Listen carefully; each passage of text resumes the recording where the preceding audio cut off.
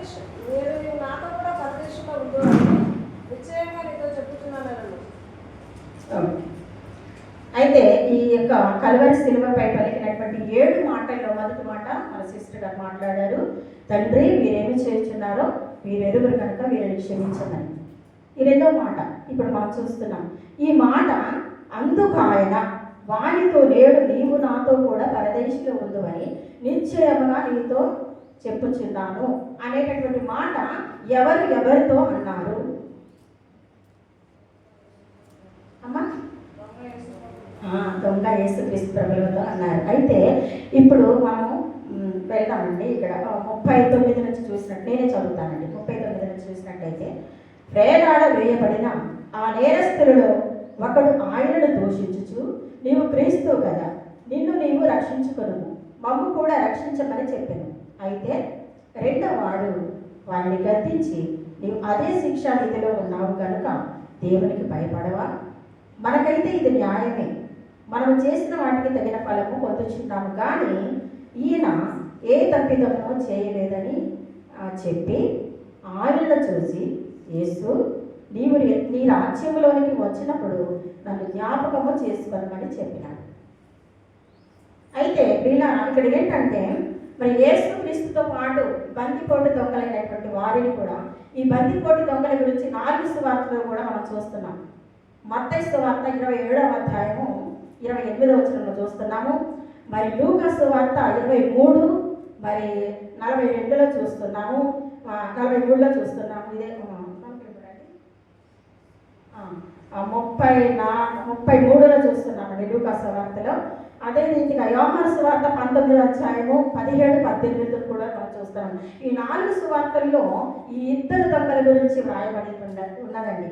ఈ 2 దొంగలు ఎటువంటి వారంటే దొంగలే. ఈరోజు చాలా మంది కూడా దొంగలుగా చాలా మంది మనకు అంటే మనం ఇదే ఉంటాం, చూస్తూనే ఉంటాం. కానీ వీరు చాలా బందిపోటు దొంగలు. అంటే ఆ రోజుల్లోనంట బందిపోటు దొంగలు అంటే వారికి ఎటువంటి శిక్ష అనేది ఉండేదంటే రోమా సైన్యం అంటే వారు రోమా గవర్నమెంట్ వారు అప్పుడు అటువంటి వారికి ఇటువంటి శిక్ష వేసేవారంట. కానీ అటువంటి ఆ నేరస్తులతో పాటు కూడా మరి యేసుక్రీస్తు ప్రభుల వారిని కూడా మరి సిలువ వేయడం జరిగిందండి.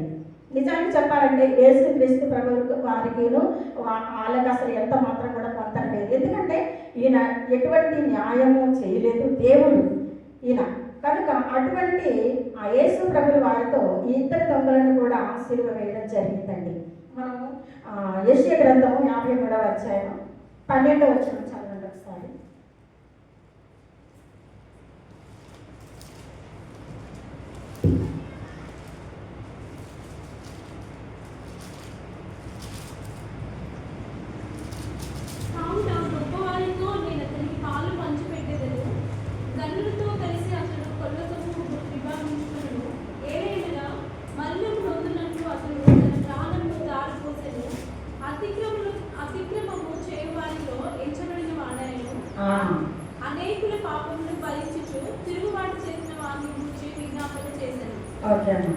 అయితే యేసుక్రీస్తు ప్రభుల వారిని ఇక్కడ సిలువ వేయడము అంటే ఆ దొంగలతో పాటు సిలువ వేయడానికి కారణము ఈ మాట కూడా కారణమైనది. ఎందుకంటే యెషయా ప్రవక్త ద్వారాగా ముందుగానే ఈ లేఖన భాగంలో రాయించారండి. అతిక్రమము చేయు వారిలో ఎంచబడిన వాడాయను, అనేకుల పాపమును భరించుచు తిరుగుబాటు చేసిన వారిని గురించి విజ్ఞాపన చేశాను. మొదటి మాటలో కూడా మనం అదే విన్నాం. ఆయనపై తిరుగుబాటు చేశారు, ఉమ్మి వేశారు, వస్త్రాలు చెప్పారు, అనేక రీతులుగా ఆయన ఎంతో బాధించారు, హింసించారు. అప్పుడు యేసయ్య వారిని చూసి ఏమంటున్నాడంటే, తండ్రి వీరేమి చేయించున్నారో వీరెరుగురు కనుక వీరిని క్షమించమని ఆ మాట పలికారండి. ఎంత గొప్ప మాట అండి! అది దేవుడు మాత్రమే కాబట్టి ఆయన క్షమించగలిగినాడు. మనుషులైతే ఎవరు కూడా క్షమించలేరండి.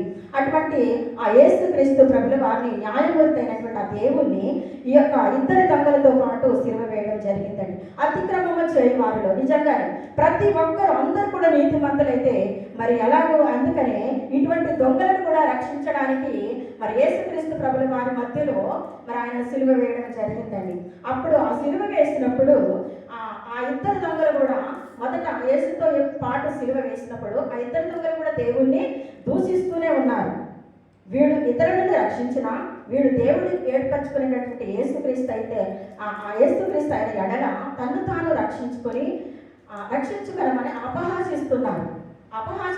అపహాసిస్తూ దూషిస్తూ ఆ మాటలు పలుకుచున్నారండి. అప్పటి వరకు కూడా వీరిద్దరు కూడా యేసయ్యను దూషించుచూ వస్తూనే ఉన్నారు. అయితే ఎప్పుడైతే మరి ఈ యేసుక్రీస్తు ప్రభుల వారితో ఈ సిలువ వేసిన తర్వాత ఒక దొంగ ఏమంటున్నాడంటే ఆ నేరస్తుడు ఒకడు ఆయనను దూషించుచు నీవు క్రీస్తు కదా నువ్వు రక్షించుకొను, మమ్మల్ని కూడా రక్షించమని చెప్తున్నాడు. నువ్వు దేవుడు కదా, మరి నిన్ను నీవు రక్షించుకొని మమ్మల్ని కూడా రక్షించు అని చెప్పేసి దేవుణ్ణి అడుగుచున్నాడండి. మనందరికీ మాటలన్నీ మనకు తెలుసండి, ఎంతో కాలం నుంచి కూడా మనం వింటూనే ఉన్నాము. అయితే ఈ దొంగ మరి ఆ యొక్క యేసయ్యని అడుగుచున్నాడు, నిన్ను నీవు మరి రక్షించుకొని మమ్మల్ని కూడా రక్షించమని చెప్పేసి అడుగుచున్నాడండి. అడుగుచున్నప్పుడు మరి రెండవ ఈ దొంగ ఏమంటున్నాడంటే, అయితే రెండవ వాడు వానిని గద్దించి నీవు అదే శిక్షా విధిలో ఉన్నావు కనుక దేవునికి భయపడవా అని చెప్పేసి ఈ రెండవ వాడు మరి ఆ మొదటి వ్యక్తిని గద్దిస్తున్నాడండి. ఎందుకంటే మరి ఇంతవరకు మన ఇద్దరం కూడా చేసినటువంటి నేరాలు, ఘోరాలు, హత్యలు, ఎన్నో పాపాలు చేశాము. వాటికి మనం తగిన ప్రతిఫలం మనం అనుభవించడం ఇది మనకు న్యాయమే. కానీ ఆయన ఏ తప్పిదమును చేయలేదు, ఆయన ఏ నేరము చేయలేదు. మరి కనుక యేసు ప్రభుని వారిని నువ్వు అనడం అది కరెక్ట్ కాదని ఈ యొక్క రెండవ దొంగ మొదటి దొంగను గద్దించడం జరుగుతుంది. అయినను కూడా అతను ఆయన అంటే ఆయన మనస్సును మార్చుకోలేదు, అదే శిక్ష విధిలో ఉన్నాడు మొదటి దొంగ. ఈ రెండవ వాడు ఎప్పుడైతే ఆయన గద్దించి దేవునికి భయపడవా అని చెప్పేసి అంటున్నాడండి. ఆ తర్వాత ఇది మనకైతే న్యాయమే, కానీ ఆయన మరి మనం చేసిన వాటికి తగిన ప్రతిఫలం మనం పొందుతున్నాం. కానీ ఆయన అయితే మరి ఏ పాపము చేయలేదని ఆ దొంగను గద్దించడం జరిగిందండి. తర్వాత చదవండి 43. అందుకు ఆయన వానితో 42. ఆయనను చూచి యేసు నీవు నీ రాజ్యంలోనికి వచ్చినప్పుడు నన్ను జ్ఞాపకం చేసుకొనుమనెను. అందుకు ఆయన వానితో నేడు నీవు నాతో కూడా పరదేశంలో ఉంటువని నిశ్చయముగా నీతో చెప్పుచున్నాను నేను. అయితే ఈ రెండవ దొంగ ఏం చేస్తున్నాడంటే ఆయనను చూసి యేసు నీవు నీ రాజ్యంలోనికి వచ్చినప్పుడు నన్ను జ్ఞాపకము చేసుకున్నాము. నిజానికి యేసుతో పాటు వీరిద్దరు దొంగలు కూడా సిలువ వేసినప్పుడు వాళ్ళకి అటు తిరగడానికి లేదు, ఇటు తిరగడానికి లేదు. కాకపోతే ఏంటంటే సిలువ వేశారు, కానీ ఆ రీతిగా ఉంటే అలాగే యేసు వైపు ఎంతో దీనంగా చూస్తూ ఆ మాట పలికినట్లుగా మనం చూస్తున్నాం. యేసు అంటే రక్షకుడు, అంటే మనలందరినీ కూడా రక్షించడానికి వచ్చినటువంటి ఒక దైవ కుమారుడు. నిజంగా యేసు ఆయన రక్షకుడు, నన్ను రక్షించగలడు. ఎందుకంటే ఆయన యేసుక్రీస్తు అప్పటి వరకు కూడా ఆయన దూషించిన వాడే. కానీ ఎప్పుడైతే యేసుక్రీస్తు ప్రభుల వారు ఆ మొదటి మాటలో యేసు వీరేమి చేయుచున్నారో వీరెరుగురు కనుక వీరిని క్షమించమని ఆ మాట ఎప్పుడైతే పలికినారో ఆ మాట తన హృదయాన్ని కదిలించినట్లుగా మనం చూస్తున్నాం. ఎందుకంటే అంత శ్రమలు చేదు చిరకను అందించి ఎన్నో అసలు ఆయనకి ఎంత శ్రమ పెట్టినప్పటికీ ఒక్క మాట కూడా ఆయన మాట్లాడట్లేదంటే ఈయన నిజంగా దైవ కుమారుడు, ఈయన నిజంగా దేవుడు అని ఆయన గుర్తించాడు. అందుకనే అప్పుడు యేసు వైపు చూసి యేసు అప్పుడు అంటున్నాడు అనమాట, ఆయనను చూసి యేసు నీవు నీ రాజ్యంలోనికి వచ్చినప్పుడు నన్ను జ్ఞాపకము చేసుకును. నిజంగా అండి ఆ మాట పలకడానికి చాలా అండి ఆయనలో ఆ మాట పలికినప్పుడు ఆయన హృదయంలో పశ్చాత్తాపం వచ్చిందండి. ఆయన హృదయంలో ఆయన పాపినని గుర్తించుకున్నాడు. నిజంగా దేవుడిని అర్థం చేసుకున్నాడు. దేవుడి నాకు ఒక రాజ్యము నిజంగా అని చెప్పేసి అప్పుడు ఆయనతో పాటు నేను నిజంగా ఆయన రాజ్యంలోని ఆయన వచ్చినప్పుడు నన్ను జ్ఞాపకం చేసుకోమని అడిగినప్పుడు యేసు ప్రభులు వారు అంటున్నారనమాట 43వ వచనంలో, అందుకు ఆయన వానితో నేడు నీవు నాతో కూడా పరదేశంలో వద్దు అని నిశ్చయముగా నీతో చెప్పుచున్నాను అనెను. వెంటనేనండి యేసయ్య నిజంగా చెప్పాలంటే మరి నిజంగా మనమైతే అంత క్షమించే మనసు మనకైతే ఉండదండి. కానీ దేవుడు కనుక ఆయన చివరి దశలో కూడా నువ్వు సమయం అంతా అయిపోయింది, ఇప్పుడు నువ్వు నన్ను అడిగితే ఎలాగని చెప్పేసి ఆయన అనలేదు. ఎందుకంటే మనుషుల్లాగా ఆయన మాట్లాడలేదండి. ఆయన దేవుడు కనుక ఒక మాట చెప్పిండు. ఏమనంటే, ఎప్పుడైతే ఆయన యేసు అని సంబోధించిండో ఆ మాటకు యేసయ్య హృదయం కూడా కదిలించబడి అప్పుడు ఆ మాటకు అందుకు ఆయన ఏమంటున్నాడంటే, వానితో నేడు నీవు నాతో కూడా ఇప్పుడే అంటే ఈ క్షణమే పరదేశంలో ఉందామని ఆ మాట పలికినాడు. ఎంతమందికి ఈ యొక్క మాట నిజంగా ఈ యొక్క పరలోక భాగ్యాన్ని పొందుకునే అవకాశం ఉంటుందండి. చివరి దశలో ఆ దొంగకు కలిగిందండి. నిజంగా చాలా మంది కూడా చాలా సంవత్సరాల నుంచి కూడా మరి మనం ఎంతో మంది మార్పు చెందాలి, నేను కూడా పరలోక రాజ్యాన్ని మరి నేను స్వతంత్రించుకోవాలనేటటువంటి తపన ప్రతి ఒక్కరికి ఉంటుంది. కానీ కొంతమంది వారు మార్పు చెందలేకపోతున్నారండి. ఎందుకంటే నిజానికి చెప్పాలంటే అపవాదైన సాతానుడు వారిని ఏ రీతిగా ఈడ్చుకొని పోయి అందులో నుంచి బయటికి రాలేనటువంటి పరిస్థితులు చాలా మంది ఉన్నారండి. వాళ్ళని కూడా మనం తప్పుపట్టడానికి అవకాశం లేదండి. ఏదైనప్పటికీ వారి వరకు మనం జ్ఞాపకం చేయవలసినటువంటి వారమై ఉన్నాం. దేవుడు కూడా ఈ లోకానికి ఎందుకు వచ్చారంటే, ఏ ఒక్కరు నశించుట దేవుడి చిత్తం కాదు కాబట్టి ప్రతి ఒక్కరూ రక్షణ పొందాలి, ప్రతి ఒక్కరు మారు మనసు పొందాలి, ప్రతి ఒక్కరు నా బిడ్డలు నా రాజ్యంలో ప్రవేశించాలనేటువంటి కోరిక యేసయ్య కలిగి ఉన్నాడండి. ఈ దొంగ అయితే నిజంగా ఆ యొక్క పరలోక భాగ్యాన్ని పొందుకున్నాడండి. ఎలా పొందుకున్నాడు అంటే, యేసుక్రీస్తుని దేవుడు అని గ్రహించాడు. ఆయనకు ఒక రాజ్యం ఉన్నది, ఆ రాజ్యంలో నేను కూడా ప్రవేశించాలి, ఆ రాజ్యాన్ని నేను పొందుకోవాలనే తపన ఆయనను కలిగిందండి. నిజంగా చివరి దశలో నిజంగా యేసుక్రీస్తుతో పాటు ఆయనే సిలువ వేయకుండా ఉంటే ఆయనకి రక్షణ దొరికి ఉండకపోవచ్చునేమో, నిజంగా దొరికి ఉండకపోదు. ఎందుకంటే ఎంతో కాలము వారు లోకంలో జీవించారు, ఎన్నో సంవత్సరాలు. యేసుక్రీస్తు ప్రభుల వారు ఆయన కూడా ఎన్నో సంవత్సరాలు ఆయన సేవ పరిచర్యలు, ఎన్నో సంవత్సరాలు ఆయన అనేక గ్రామాలలో అనేకమైనటువంటి ఊరులలో తిరిగి అనేక మంది అనేక ఇండ్లకు వెళ్ళి సువార్తను ప్రకటించినప్పుడు వారు ఈ దొంగల వారికి యేసయ్యను కనుగొనలేకపోయారా, కలవలేకపోయారా? లేదండి. కానీ వీరు దేవుని యొక్క చిత్తంలో దేవుని యొక్క ప్రణాళికలో నిజానికి చెప్పాలంటే ఈ దొంగ ఖచ్చితంగా ఇద్దరు కూడా ఉన్నారు. కానీ ఒక దొంగ ఉపయోగించుకున్నాడు, ఒక దొంగ ఉపయోగించుకోలేకపోయినారండి. మన జీవితాల్లో కూడా అంతేనండి. ఎంత రక్షణ మన దగ్గరికి వచ్చినప్పటికీ కూడా మనం స్వీకరించలేకపోతుంటాము. దానిని మనము ఎంతైనా కూడా అర్థం చేసుకోలేక మనము దూరం పోతూ ఉంటాం. కానీ ఈ యొక్క రెండవ దొంగ మాత్రానికి దేవుని ఆయన ఆయన రాజ్యాన్ని స్వతంత్రించుకున్నాడండి. ఆ మొదటి దొంగలో ఆయన మార్పు రాలేదైనది, ఎందుకంటే ఆయన పాపంలోనే ఉన్నాడు, ఆ పాపంలోనే చనిపోయినట్లుగా మనం చూస్తున్నామండి. ఈ రెండవ దొంగలో మొదటి దొంగ ఏంటంటే తను దేవుని అర్థం చేసుకోలేదు మొట్టమొదటిగా, రెండవదిగా దేవునికి భయపడలేదు, మళ్ళీ తర్వాత తను పాపినని కూడా గ్రహించలేదు. తను ఎంతో మరి కొంచెం అహంతో యేసయ్యను అడిగినట్లుగా చూస్తున్న పరలోక రాజ్యాన్ని కోల్పోయినాడు. ఈ రెండవ దొంగ అయితే మరి అప్పుడు ఆయన నిజంగా నేను పాపినని గుర్తించాడు. నేను చేసిన వాటికి నేను తగిన ప్రతిఫలం నేను అనుభవించుతున్నాను, ఇది నాకు న్యాయమే అని గుర్తించాడు. మరి దేవునికి భయపడ్డాడు, దేవుని అర్థం చేసుకున్నాడు.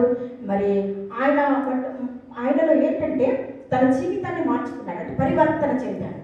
పశ్చాత్తాప హృదయంతో తన హృదయాన్ని మార్చుకొని పశ్చాత్తాపడ్డాడండి. నిజంగా ఎంత ఆ పశ్చాత్తాపమును యేసయ్య చూసి నిజంగా పరలోక రాజ్యంలో చేర్చుకోవడం జరిగిందండి.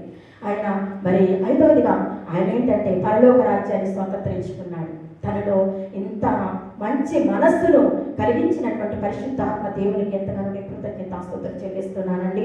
నిజంగా ఒక మాటకు చెప్పుకోవాలంటే ఆ రెండవ దొంగలో పరిశుద్ధాత్మ దేవుడే ఉండి కదిలించాడేమో అనుకుంటున్నాను నేనైతే.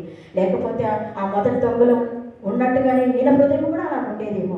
కానీ ఏది అయినప్పటికీ కూడా మరి యెషయా గ్రంథం మాట చదువుదామండి. యెషయా గ్రంథము మరి 45వ అధ్యాయం 22వ వచనం మనం చూద్దామండి.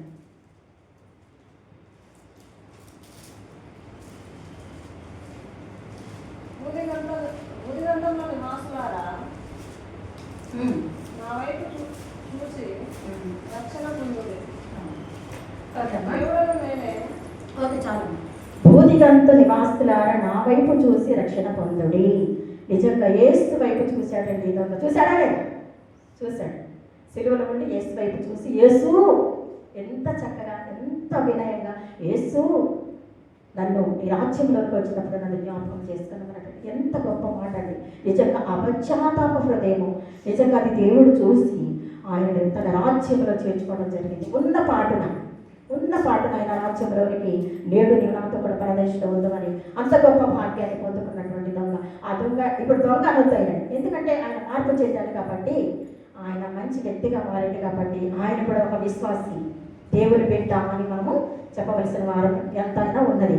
కాబట్టి ఆ మొదటి దొంగలో మొట్టమొదటిగా తన హృదయములో, యోహాను అంటే నేను రెఫరెన్స్ చూడగానే చెప్పేస్తాను, యోహాను సువార్త 1:12 ఆయన హృదయంలో విశ్వసించాడు.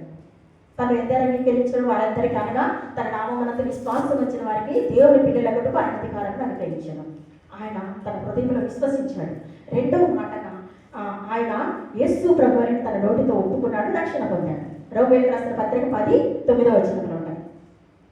అదే రీతిగా మూడవది, ఇకపోతే యేసు ప్రభుని ఎప్పుడైతే ఆ పరలోక రాజ్యంలోనికి చేర్చుకున్న తర్వాత వారి పరదేశకు వెళ్ళిపోయారండి.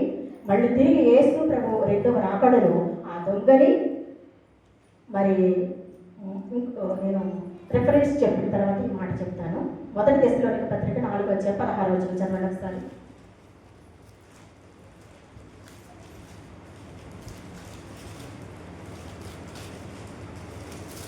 యేసు ఉరికిపోయి తిరిగి లేచిన 4:16 యేసు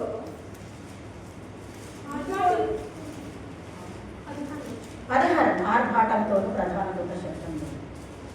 మొదటి దశలోనికి పత్రిక ఆర్భాటముతోనూ ప్రధానత శబ్దంతోనూ దేవుని పూరతను పరలోకం నుండి ప్రభువు దిగవచ్చును. చదువు. ప్రభువు దిగవచ్చును. క్రీస్తునందరినీ మృతులైన వారు మొదట లేతురు. ఆ మీదట సజీవులమై నిలిచి మనము వారితో కూడా ఏకంగా ప్రభువును ఎదుర్కొంటకు ఆకాశ మండలములకు వేగముల మీద కొనుక్కోబడము. కాగా మనం సదాకాలం ప్రభుతో కూడా ఉండము. కాబట్టి మీరు ఈ మాట చేత ఒకరినొకరు ఆదరించుకోవాలి. ఓకే. అయితే యేసు ప్రభుని వారి దొంగ తీసుకొని పరదేశికి వెళ్ళాడు కదండి. మళ్ళీ యేసు రెండవ రాకడలో ఈ దొంగను వెంట పెట్టుకొని మళ్ళీ ఆ యేసునందు విశ్వాసం ఉంచి మృతులైనటువంటి వారు ఎవరైతే ఉన్నారో వారందరినీ కూడా తీసుకొని ఆయన మధ్యాకాశంలోనికి ఆర్భాటంతోనూ ప్రధాన దూత శబ్దంతోనూ ఆయన మధ్యాకాశానికి మేఘాలుడై ఆయన వస్తున్నాడండి. అప్పుడు మరి ఇక మీదట అంటే సజీవులు అనేటువంటి మనల్లో కూడా ఆయన తీసుకొని పరలోకానికి తండ్రి యొద్దకు మనకు తీసుకొని వెళ్తాడండి. అక్కడ మనకి తీర్పు, జడ్జిమెంట్, క్రీస్తు న్యాయపీఠం ఎంతవరకు జడ్జిమెంట్ జరుగుతుందండి. ఇదండి. అయితే ఈ దొంగ పరలోక భాగ్యాన్ని ఎంతైతే చక్కగా ఆయన పొందుకున్నాడు, మన జీవితాల్లో కూడా ఇక సమయం లేదండి. ఇదే రక్షణ దినము, ఇదే అనుకూలమైన సమయము కనుక ప్రతి ఒక్కరు ఇంకా ఎవరైనా దేవుని మరి ఆయనని మారు మనసు పొందకుండా రక్షణ పొందకుండా ఎవరైతే ఉన్నారో వారందరూ కూడా రక్షణలోకి రావాలని ప్రభు పేరిట మరి మనం చేస్తున్నాను. దేవుడికి ఈ చిన్న వాక్యం దీవించి ఆశీర్వదించిన కాక తప్పులుంటే మన్నించండి.